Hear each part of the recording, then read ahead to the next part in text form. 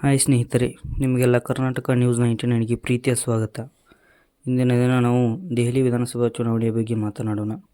ದೆಹಲಿ ವಿಧಾನಸಭಾ ಚುನಾವಣೆಯಲ್ಲಿ ಮಾಜಿ ಸಿಎಂ ಅರವಿಂದ್ ಕೇಜ್ರಿವಾಲ್ ಅವರ ಸೋಲು ತೀವ್ರವಾದ ಹಾಗೂ ಆಶ್ಚರ್ಯಕರವಾದ ಸಂಗತಿಯಾಗಿದೆ. ಏಕೆಂದರೆ 2013ರಲ್ಲಿ ಕಾಂಗ್ರೆಸ್ ಪಕ್ಷದ ಹಿರಿಯ ನಾಯಕಿ ಹಾಗೂ ಅಂದಿನ ಮುಖ್ಯಮಂತ್ರಿ ಶೀಲಾ ದೀಕ್ಷಿತ್ ಅವರನ್ನೇ ಸೋಲಿಸಿದ್ದ ಕೇಜ್ರಿವಾಲ್ ಅದೇ ಕ್ಷೇತ್ರದಲ್ಲಿ ದಶಕಗಳ ನಂತರ ಸೋಲನ್ನು ಅನುಭವಿಸಿದ್ದಾರೆ. ಈ ಚುನಾವಣೆಯಲ್ಲಿ ಆಡಳಿತಾರೂಢ ಆಮ್ ಆದ್ಮಿ ಪಕ್ಷಕ್ಕೆ ಭಾರೀ ಆಘಾತ ಉಂಟಾಗಿದ್ದು, ಪಕ್ಷದ ಸಂಚಾಲಕ ಹಾಗೂ ಮಾಜಿ ಮುಖ್ಯಮಂತ್ರಿ ಅಭ್ಯರ್ಥಿಯಾದ ಅರವಿಂದ್ ಕೇಜ್ರಿವಾಲ್ ಸೋಲು ಕಂಡಿದ್ದಾರೆ.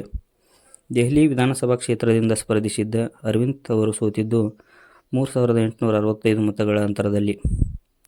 ಆದರೆ ಇದು ಸುಲಭದ ಮಾತಲ್ಲ. ಏಕೆಂದರೆ ದಶಕಗಳಿಂದ ಆಡಳಿತ ನಡೆಸಿದ್ದ ಆಮ್ ಆದ್ಮಿ ಪಕ್ಷಕ್ಕೆ ಇರುವ ಗೆಲುವಿನ ಭರವಸೆಯನ್ನು ಬಿಜೆಪಿ ಪಕ್ಷದ ವತಿಯಿಂದ ಸ್ಪರ್ಧಿಸಿದ್ದ ಪರ್ವೇಶ್ ವರ್ಮಾ ಅವರು ಆ ಭರವಸೆಗೆ ಅಂತ್ಯ ಕಾಣಿಸಿದ್ದಾರೆ. ಇದು ಬಿಜೆಪಿ ಪಕ್ಷಕ್ಕೆ ಹಾಗೂ ಇತರ ಪಕ್ಷಗಳಿಗೆ ಸವಾಲು ಹಾಕಿದ್ದ ಆಮ್ ಆದ್ಮಿ ಪಕ್ಷದ ಅಭ್ಯರ್ಥಿ ಅರವಿಂದ್ ಕೇಜ್ರಿವಾಲ್ ಅವರಿಗೆ ಭಾರೀ ಮುಖಭಂಗವನ್ನು ಉಂಟುಮಾಡಿದೆ.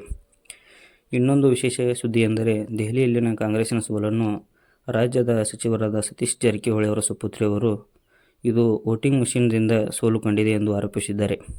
ಇದು ಎಷ್ಟರ ಮಟ್ಟಿಗೆ ಸತ್ಯವೆಂದು ಹೇಳಲು ನಿಖರವಾದ ಉತ್ತರಗಳಿಲ್ಲ. ಆದರೆ ಸೋಲು ಅನುಭವಿಸಿದ ನಂತರ ಇವರು ಅವರ ಸಮರ್ಥನೆಗೆ ಈ ರೀತಿ ಮಾತನಾಡುತ್ತಿದ್ದಾರೆ ಎಂದು ಜನರಿಂದ ಆರೋಪಗಳು ಕೇಳಿಬರುತ್ತಿವೆ. ಬಿಜೆಪಿ ಪಕ್ಷದ ಶಕ್ತಿಯು ಆಮ್ ಆದ್ಮಿ ಹಾಗೂ ಕಾಂಗ್ರೆಸ್ ಪಕ್ಷಕ್ಕೆ ಒಂದು ರೀತಿಯ ಸಿಂಹ ಸ್ವಪ್ನವಾಗಿ ಬದಲಾಗಿ ನಿಂತಿರುವಂತಿದೆ.